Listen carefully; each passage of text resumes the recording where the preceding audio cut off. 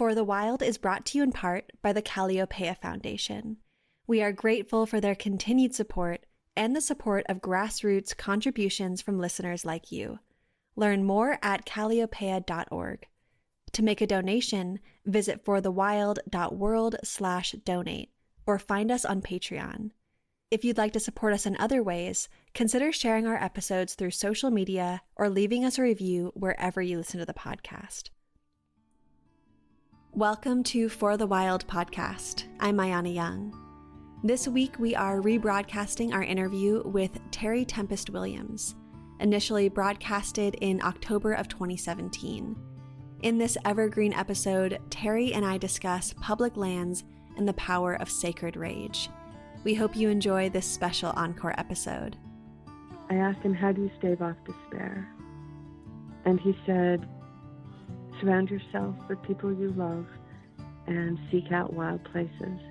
And then he turned to me and said, we lose nothing by loving. I believe that. Terry is an American author, conservationist, and activist. Her work ranges from issues of ecology and wilderness preservation to women's health to exploring our relationship to culture and nature. Williams is the author of Refuge, an unnatural history of family and place, An Unspoken Hunger, Stories from the Field, Desert Quartet, Leap, Red, Patience and Passion in the Desert, and the Open Space of Democracy. She divides her time between Wilson, Wyoming, and Castle Valley, Utah, where her husband, Brooke, is field coordinator for the Southern Utah Wilderness Alliance. Wow, goodness. Thank you so much, Terry, for joining us today. It's a pleasure, Ayana. Thank you so much for having me. Terry, I wanted to start off by, again, thanking you, but specifically for your work as an artist, a writer, and an activist, and how you have taken political measures personally to protect public wildlands. And I think it's absolutely critical right now that we all learn from each other about how to stand up for these public lands, and to think up to, I think, 21 national monuments are at threat right now. And Trump appears hell-bent on dismantling public lands to the full extent as he is able.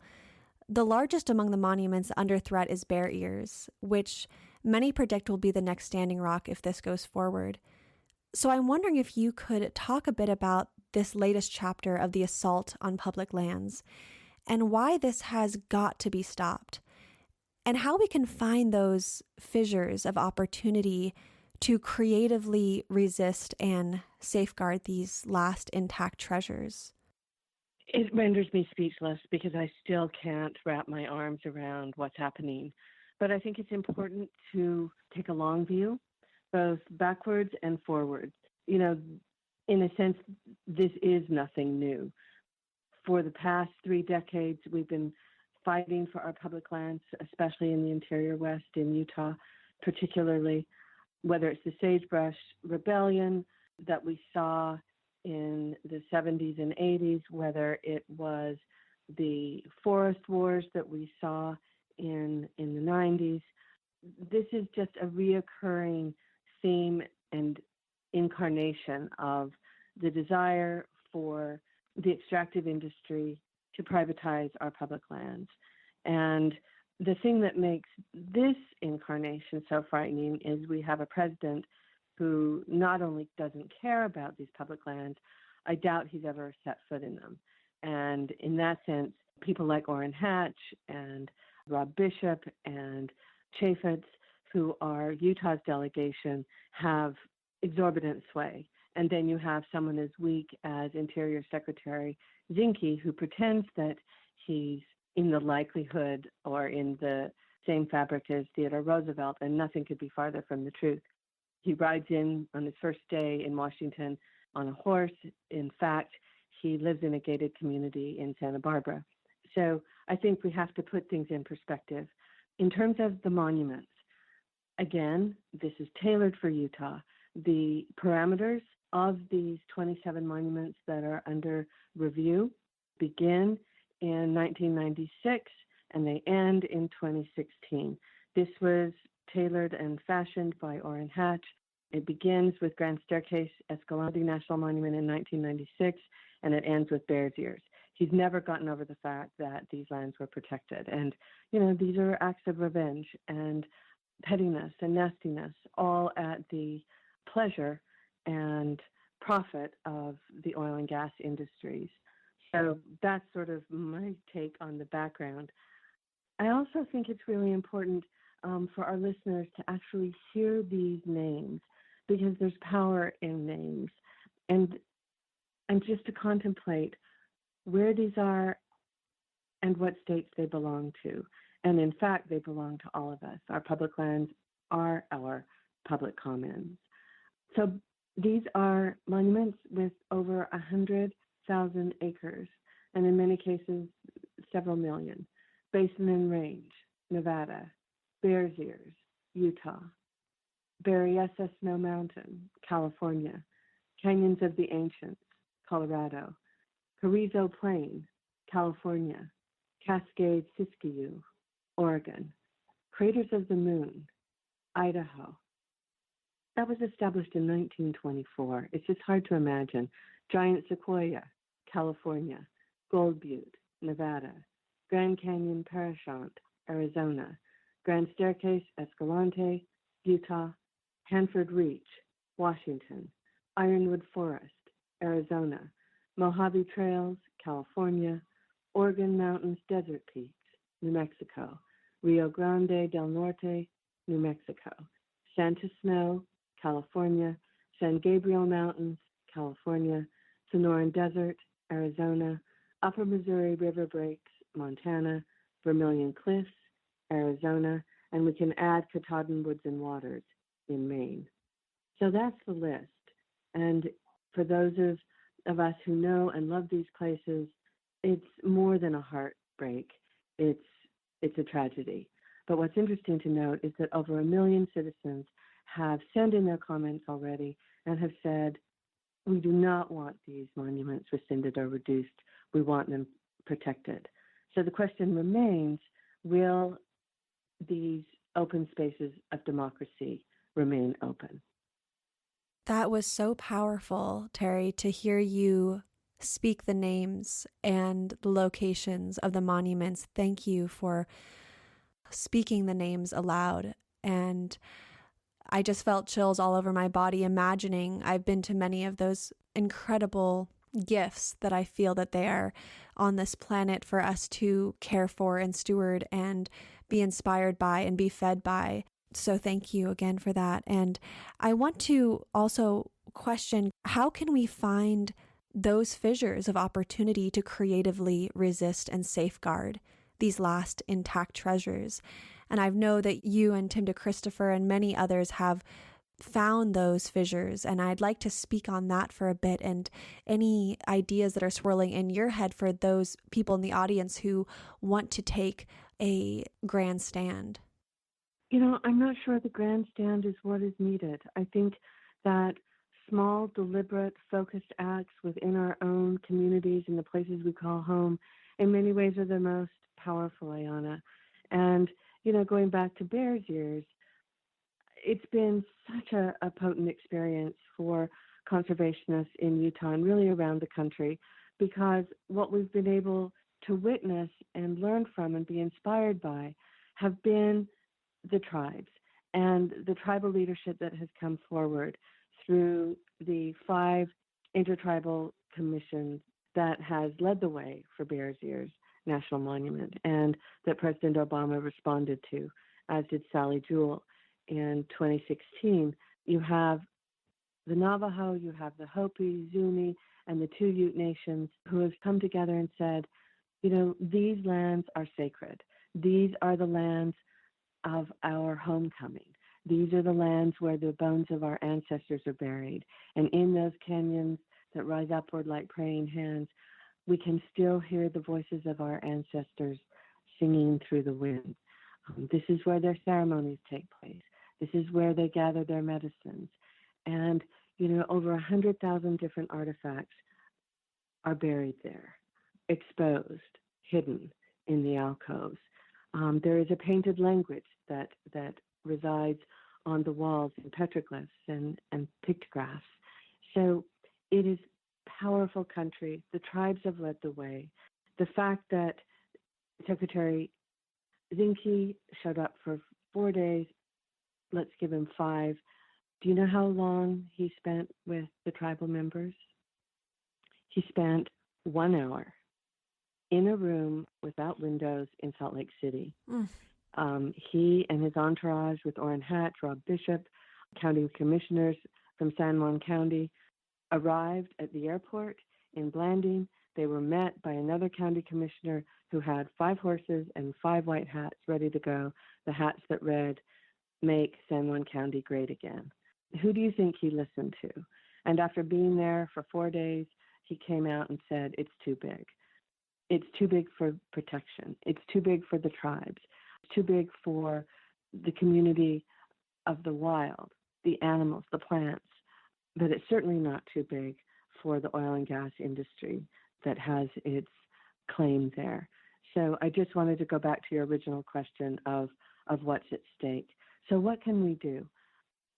I think that each of us, with the gifts that are ours, in the places we call home, need to stretch, expand, and deepen our engagement.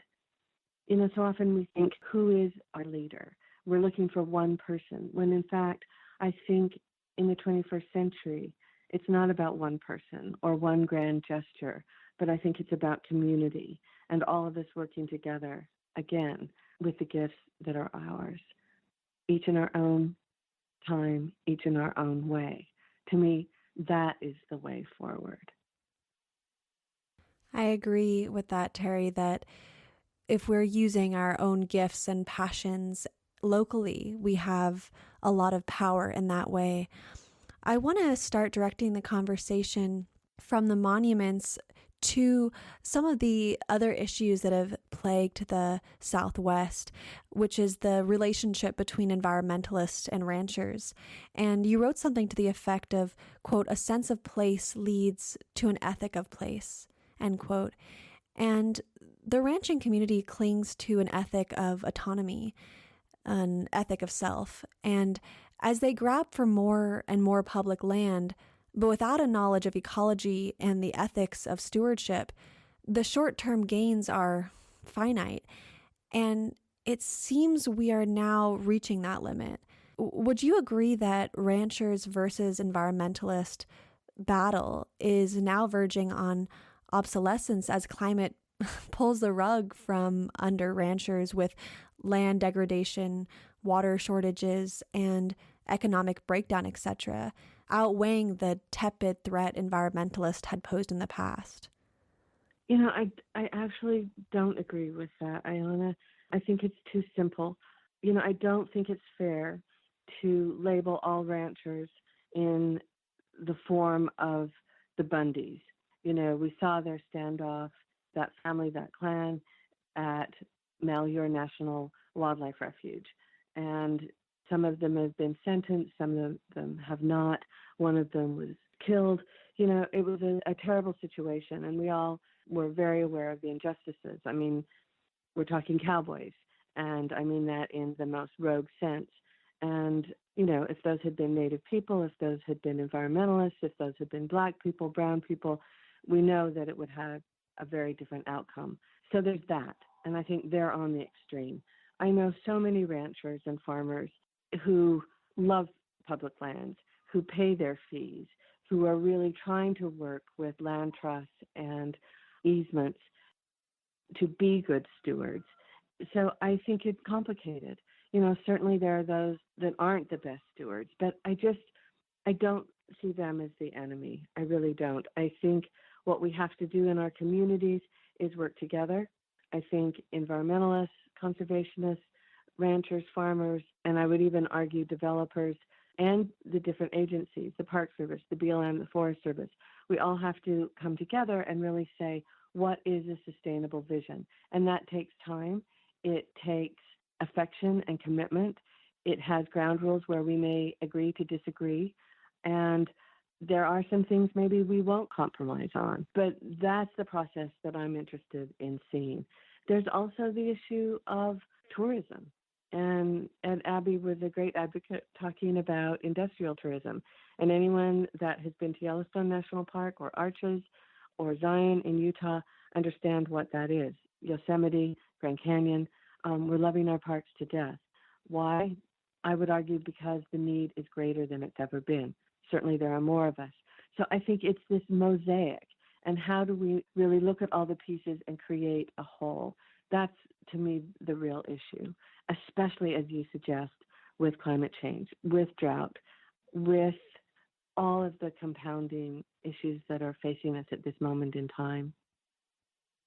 Yes, I think coming together and this mosaic framework that you speak about is really the only way forward in so many ways. And I absolutely agree that it is, there's no simple way forward, but many voices need to be at the table, and not just the people in power in the government, but local people, tribes, ranchers, environmentalists, so that there can be face-to-face conversations to bring everybody's gifts and understandings and experiences so that we can move forward. Because with climate change and industrial tourism, and the list goes on, we are losing the resilience of these places that we love. And I'm wondering, speaking of that, how has the ecological health of the Great Basin fared within the web of extraction and development? And where does her resilience lie that we can get behind as we face climate extremes and other stressors brought on by humanity? It's such a good question. And, I'm not a biologist and I'm not a scientist.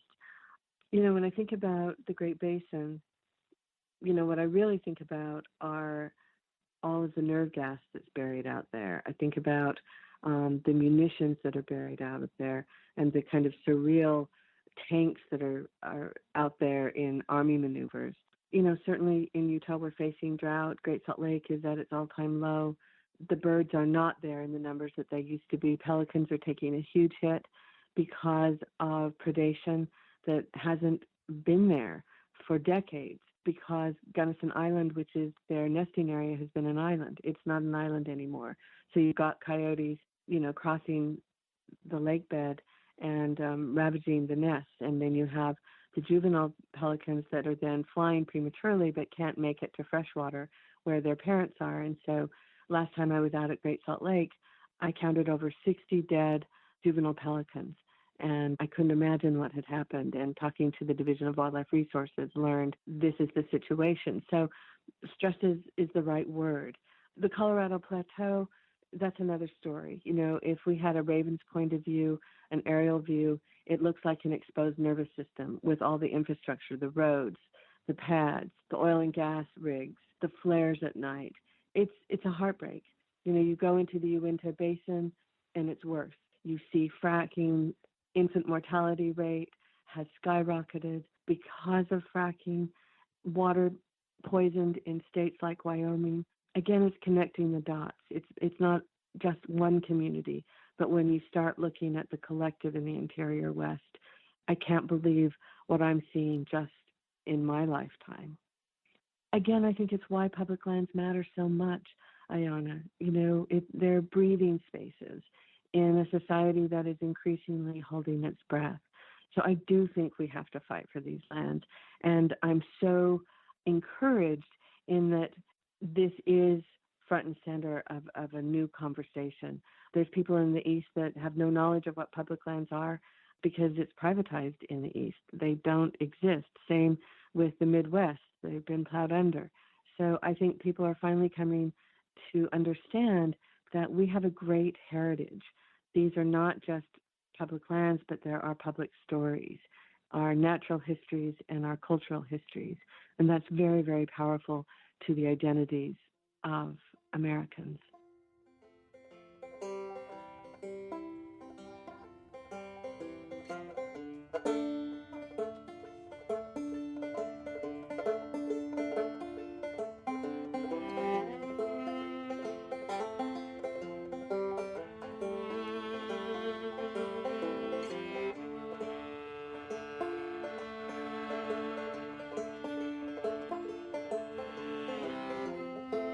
long ago, before the stars were made. Oh, I met you in that meadow. All we saw lit only by the moon. We were creatures in that meadow. The American Southwest has inspired and moved many people as its home to the pinyon pine and the juniper forest that have inched their way to old growth almost in slow motion. You know, a 60-foot juniper can be hundreds of years old and support an ensemble of over 450 plant species.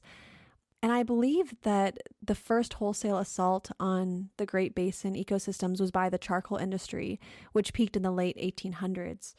Forests were gobbled up whole, clear-cut, and since the land has been slowly healing and regrowing, till more recently than the BLM and the Forest Service made the claim that this new growth is invading greater sage grass habitat and wetlands, and thus a new wave of destruction has come into the basin. You know, in the meantime, the lowly handsaw has been trumped by more imaginative means of destruction. And I am horrified and was horrified to learn that the most common way these ecosystems are cleared today is by stretching a battleship anchor chain between two enormous earth movers and tearing up anything that protrudes from the Earth's surface. So I'm wondering, how is this abomination justified? And are you aware of any other strokes of brilliance in this field of ecocide? You know, I remember it must have been in the late 80s, early 90s in Moab when Ken Slight, alias seldom seen of Edward Abbey's Monkey Wrench Gang, where many of us stood in front of those bulldozers that were going to do exactly what you're speaking of, that chaining. And, you know, again, I just am rendered speechless. It's the flavor of the day in terms of management. And I think, you know, what concerns me most is I can't even find the words. It's not one thing, but it's all of the things. And I just keep thinking, as a child, there was so much sage, it put me to sleep. You know, you drive and you drive and you drive, and the tallest, you know, tree or plant on the horizon was sage, you know, and then you'd see those magnificent juniper twisted and gnarled, shaped by the wind, or the beautiful pinyons that would yield those wonderful nuts that we would gather as children. And now, just what you're saying, the sagebrush steppe is an endangered ecosystem. And here we have an administration that wants to undo the protections that were a collaborative means of conservation management, you know, through the state government, through the federal government, through conservation and the tribes and local communities to protect the sage-grouse. Now they want to undo all of that. Why? A few years ago, someone in Washington, D.C., a ludicrous question, but they said, who do you think is the most powerful person in the West right now, who has the most influence? And I said, the sage-grouse. And they laughed and they said, no, I'm serious. And I said, so am I. Because the sage-grouse has been the only species, the only individual between the health of the land and the absolute, abject, rapacious appetite of the fossil fuel industry. You take out the sage-grouse and it's open field development. So those are some of my concerns. And again, just what you're saying, you know, add drought to that, add development to that, add climate to that, add cows to that, alongside, you know, these kind of antiquated practices of chaining. And, you know, you've really got an abused landscape. When I think about the abused landscape that you're speaking of, and I connect it to the abused landscapes of the Pacific Northwest forests, the temperate rainforests, the old growth that's being slaughtered there, down to the Amazon, up to the Boreal, we are in a time of mass extinctions. And in your talk of Bioneers, you spoke of the need for connectivity of wildness, for evolution and resilience to continue. And you said this quote that has chilled me since I heard it, and it was that, quote, death is one thing, but an end to birth is something else, end quote. So, can you speak of the end of biological evolution and how deep into the unraveling process do you believe we're in? And I mean, can we even know from our vantage? That quote is from the great conservation biologist Michael Soule, and that was a revelation to me too. We talk about the end of species, but rarely do we talk about the beginning of new species or the evolutionary process, and that's what he's talking about. And, I want to say to you, Ayana, how much I appreciate your courage, because we're talking about really hard things. And, I think it's in our nature to want to be hopeful, to want to be optimistic. But I think unless we really face the reality of where we are at this moment in time, call it the Anthropocene, where human beings do have this extraordinary press on the planet right now, then we really can't go forward with the courage and the open eyes and open heart that is going to be required to make the necessary changes. I've taken hope out of my vocabulary. It's not that I'm not hopeful, it's that I don't think it's helpful. And rather than hope, I choose to think about faith. I have tremendous faith in our capacity to change. I have tremendous faith in the power of consciousness. I have tremendous faith in the works of people to make very quick changes. But we're up against a capitalistic society, not just the United States, but China and every other country that wants the same kind of lifestyle that we have.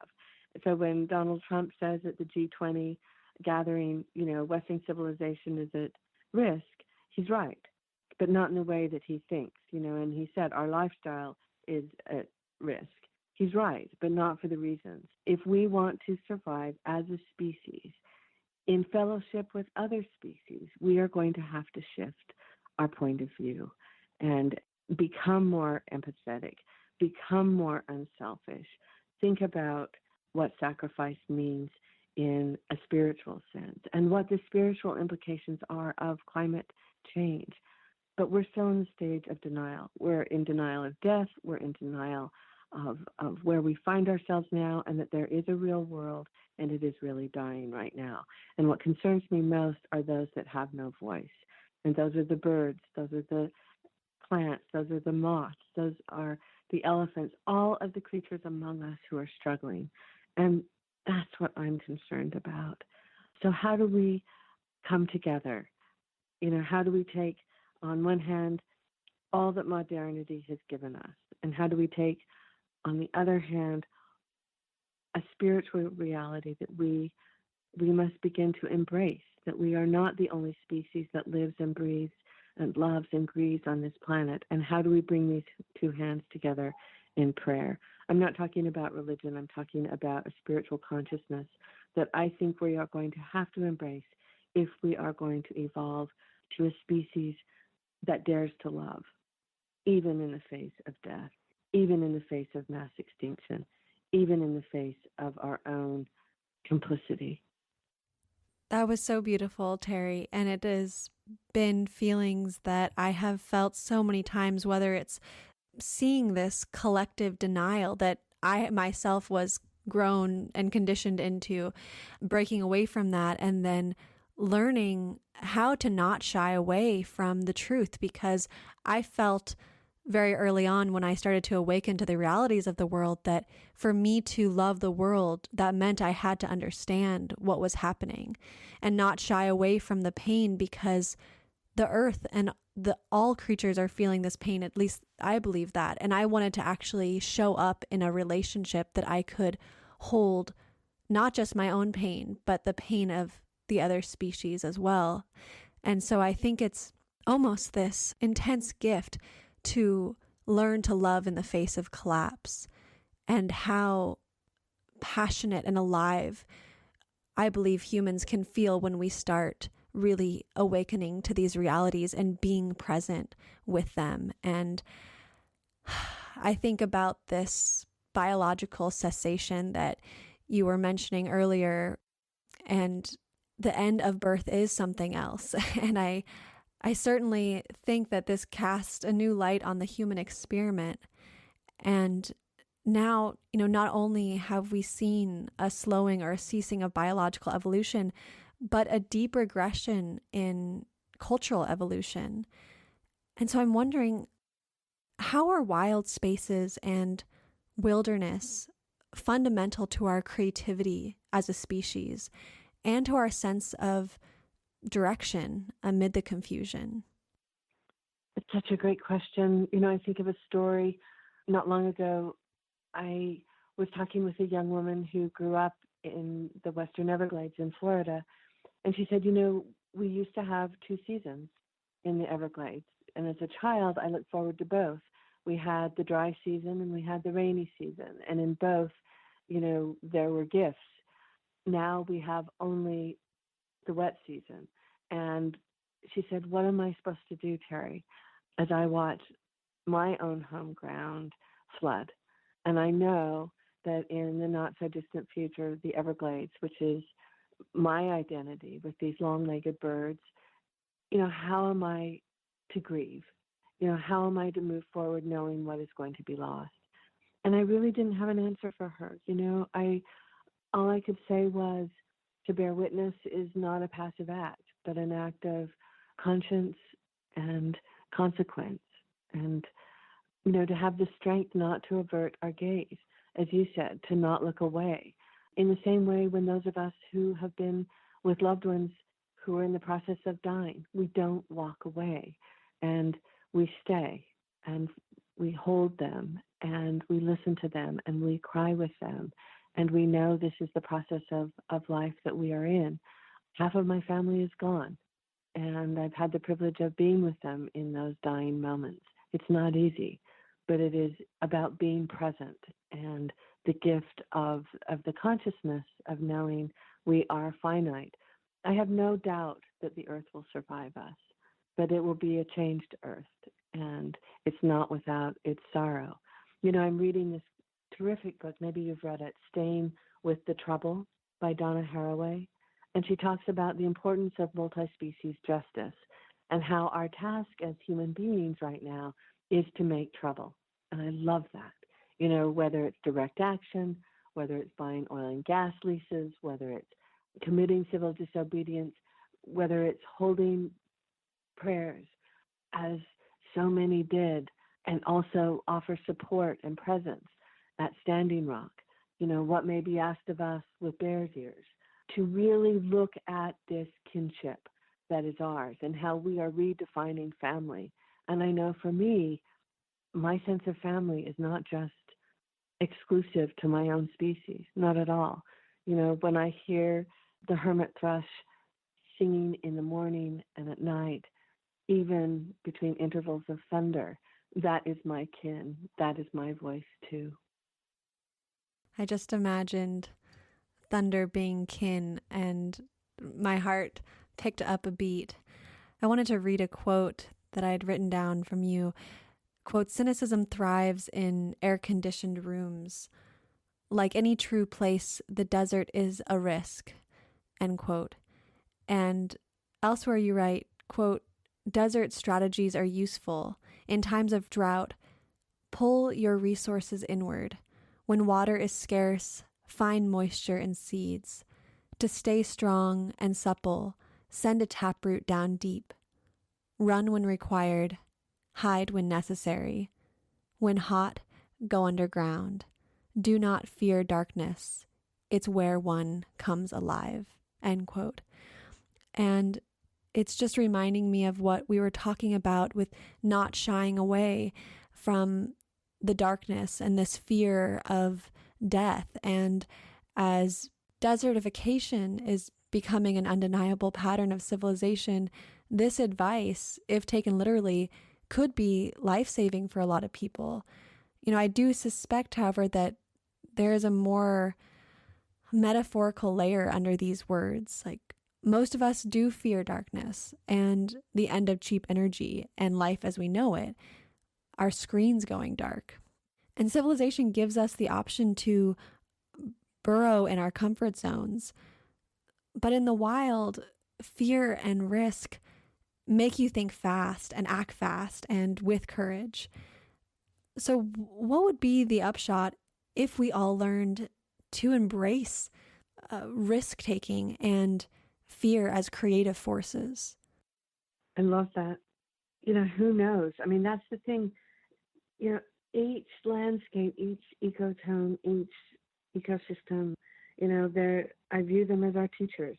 And the key word for me is being humble, which has its root in humus, earth, and being teachable. We think we know so much. We think we have these brains, and it's true, we do. But I think more than that, we're still animals, and we still are part of something so much larger than ourselves. And to remember that, the desert is not a void, it is my unknowing. And I think it's that unknowing that puts us on equal ground with other species. And that's a beautiful thing.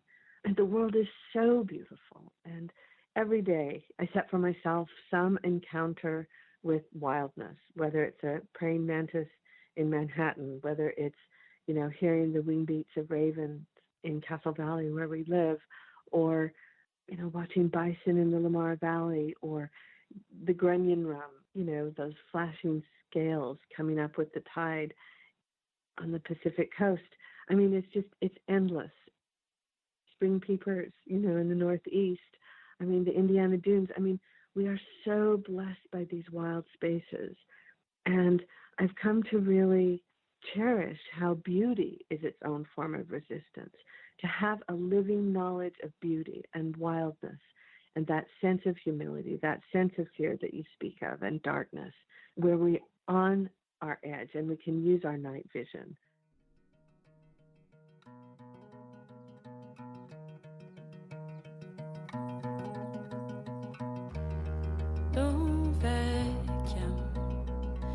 Alla husen stora och rena. Jag går i mitt med smutsiga ben.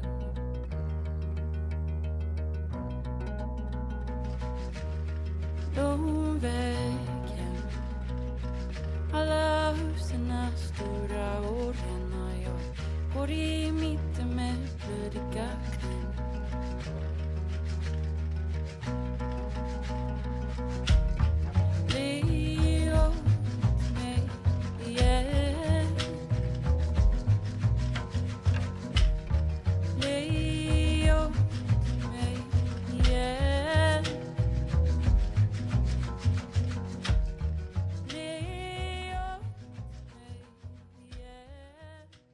I'd like to read another quote. Quote, "Our fear of being touched removes us from a sensate world. The distant self becomes the detached self who no longer believes in anything," end quote. When you look around a crowded street and see how alienated people have become from one another and from their own selves through hyperconsumption of empty products, and you see how we have no command of our autonomy, it's beyond choosing between products or careers or religions or politicians.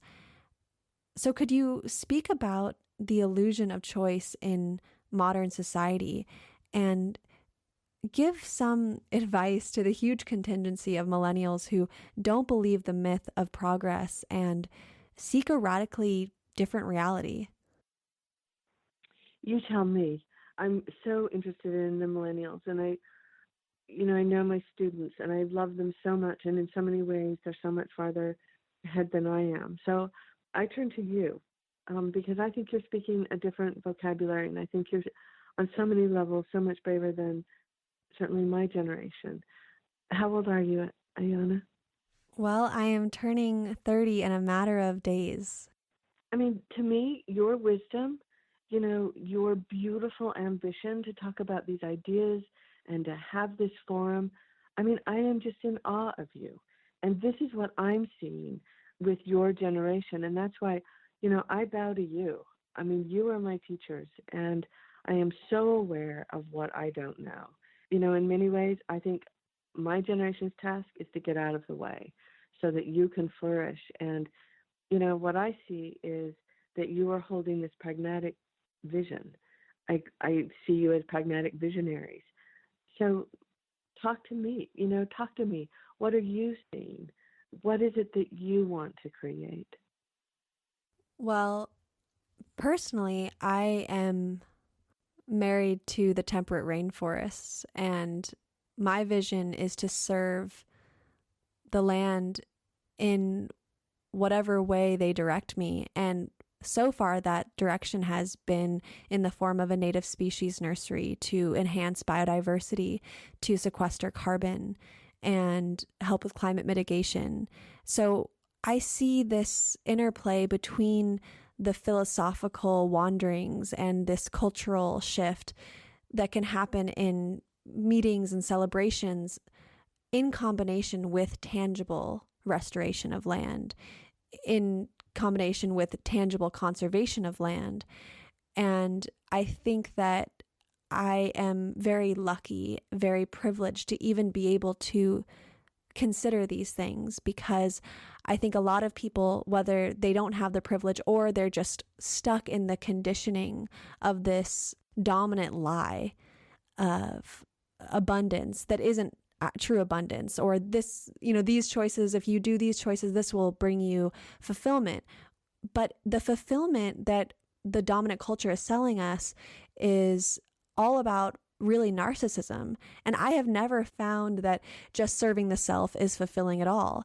And so I think that is this large lie held over many people's heads, to just focus on the self or the nuclear family, and to have these certain steps, certain chapters in your life that you get to this, whether it's the white picket fence and the 2 kids or whatever it is, but it doesn't make sense in the reality that we're facing. And not to say that we can't have families, but it's more than that. And what we're facing is monumental. And so it's this monumental challenge of creativity at the same time. How are we going to step up to the task that we are being handed in a way that is in love and in rapture and in passion and focused and clear and intelligent?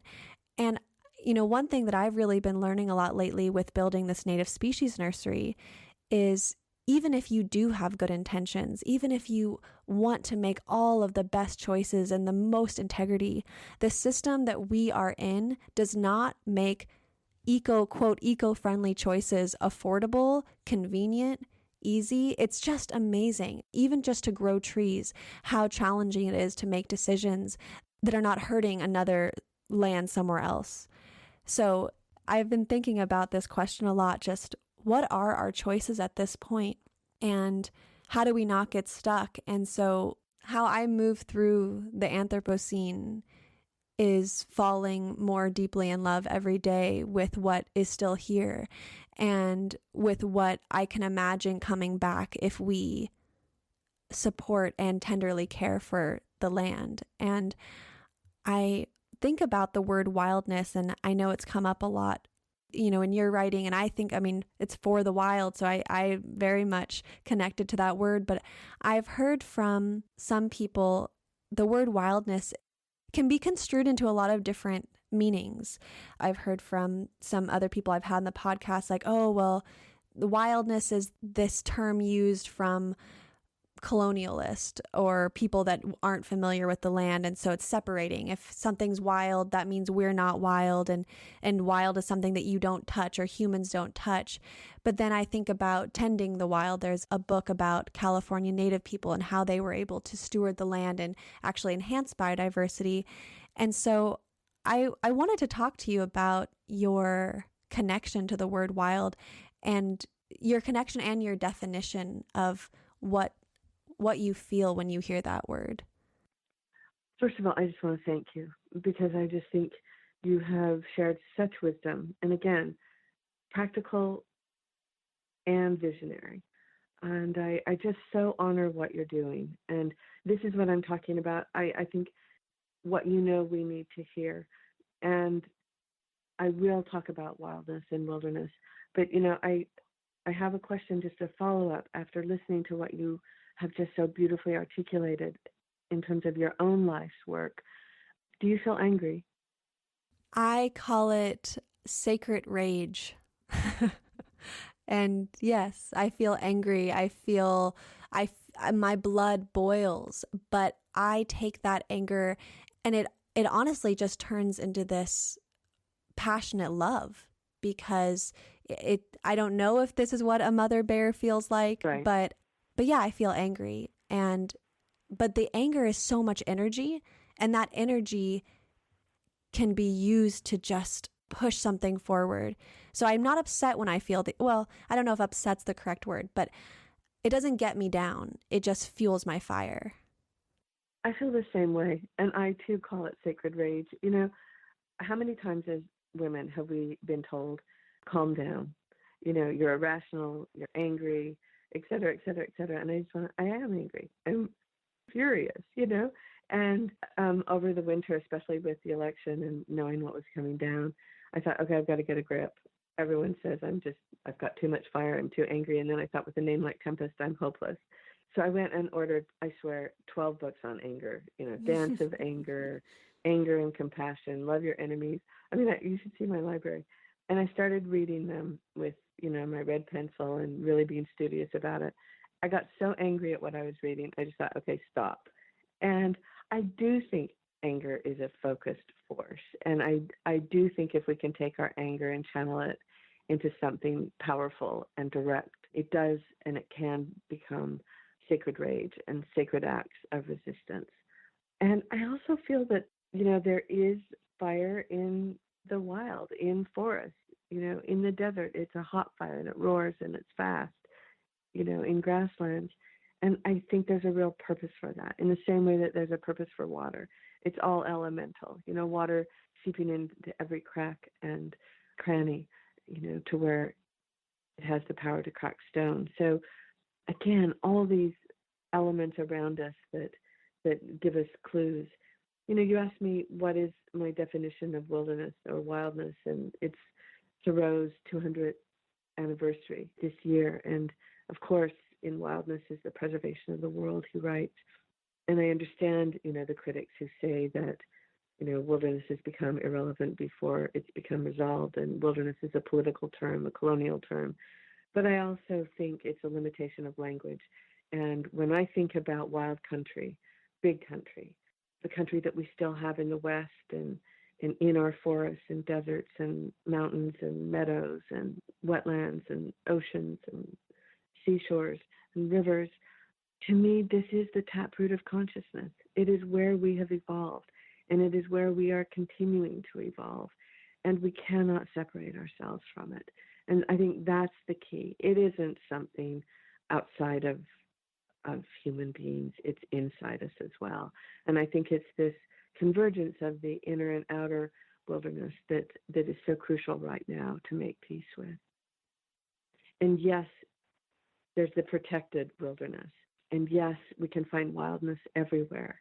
But I think it's seeing the world whole, even holy, and fighting for the remaining land that is there, and the animals and the ecosystems that are, as you said, stressed and suffering in the same way that we are. I heard the most beautiful story. May I share it? Please, yes. There's a biologist named Sue Beatty, and she's the chief botanist in Yosemite National Park. I met her last year in the centennial of the National Park Service, and I was so moved by her story. As you know, the Mariposa Grove has been under restoration for the last 5 years. I think it's to open this summer. Anyway, she told me this incredible story, and this is how I remember it, that, one day she was on patrol. She was walking through the Mariposa Grove, as she always does, loving the big trees, thousands of years old, talk about elders. And she heard something, and she stopped. And what came into her heart was that the trees were stressed, that the trees were suffering, that they were in fact speaking to her. How do you take that instinct, that intuition, that feeling, and translate it into science as a botanist charged with the health and wealth of a particular national park? The Mariposa Grove, really the first public lands we had, protected by Abraham Lincoln, after the worst battle in the Civil War. 1864, he created the Yosemite Land Act to protect Yosemite Valley and the Mariposa Grove. Well, she went back with her team, and they did science, they did research, they did their statistics, they did their analysis and looked at the Mariposa Grove and its health of the big trees, sequoias. And in fact, they were suffering, not just from drought, but from having their roots, trampled to death by asphalt, by trams, trolleys, by cars, by millions of visitors' feet for decades over time. So what could relieve that stress? What could alleviate the suffering of these giant trees, these elders? She thought, what if this sacred grove of trees thousands of years old, what if it no longer was a place of entertainment, but a place of contemplation? What if it was no longer about recreation, but restoration? And so, with the superintendent and with supporters of the Mariposa Grove, it was agreed that over time, the asphalt would be removed. There would no longer be the buses, the trolleys, entertainment, noise, unconscious walking, but rather soft earth would be reinstated, the roots would be freed, new paths would be made, and it would become a place of solitude, contemplation, restoration, reverence. And that is what is happening. So that now the Mariposa Grove is a breathing space, and that the trees will be able to heal. Don't you love that? I do love that. And I think it's such an important understanding that land is not there just for our recreation or for our resource extraction as humans or for anything.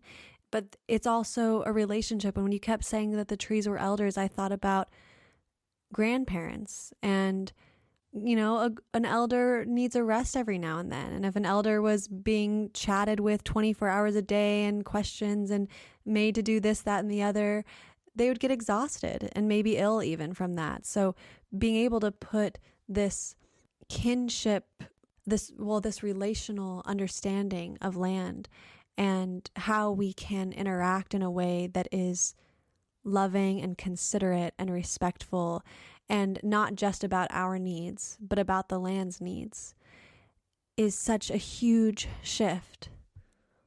Exactly. And, we keep thinking, what can one person do? Well, Sue Beatty did a lot. And it goes back to that idea again. What do we do? What's our gift? What's my gift? What's your gift? How do we deepen it? How do we listen? How do we take it to the next level? Sue Beatty, a botanist, listened. She listened to the trees, and it made all the difference. And she shifted. It's like a chiropractic shift. That, to me, is what is required, so that, again, each of us, in our own way, with the gifts that are ours, can make an enormous difference in the places we call home. That truly is where my faith lies.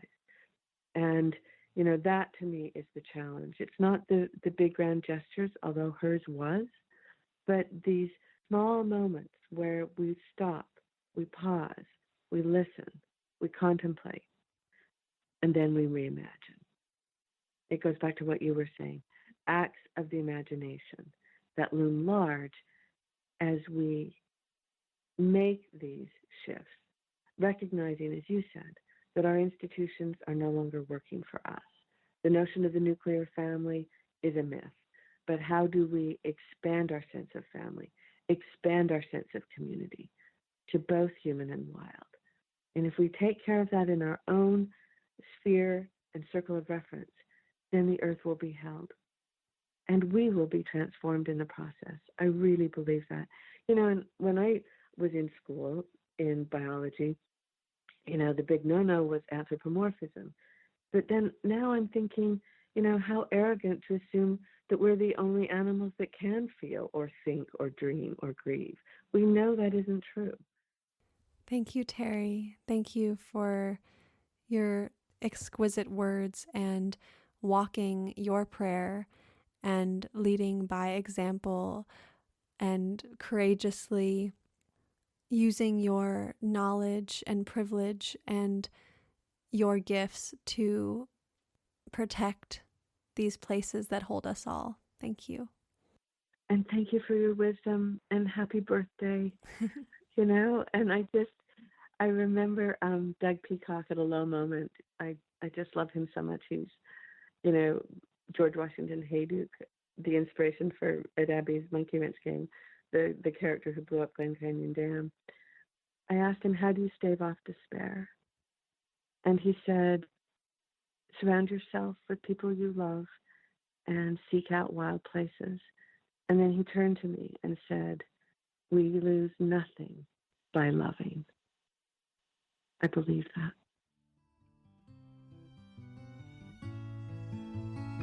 Thank you for listening to For the Wild podcast. The music you heard today was by Buffalo Rose, Kendra Swanson, and Aviva LaFay. This episode of For the Wild was created by Ayana Young, Reach Out, Madison Magulski, and Molly Lebov.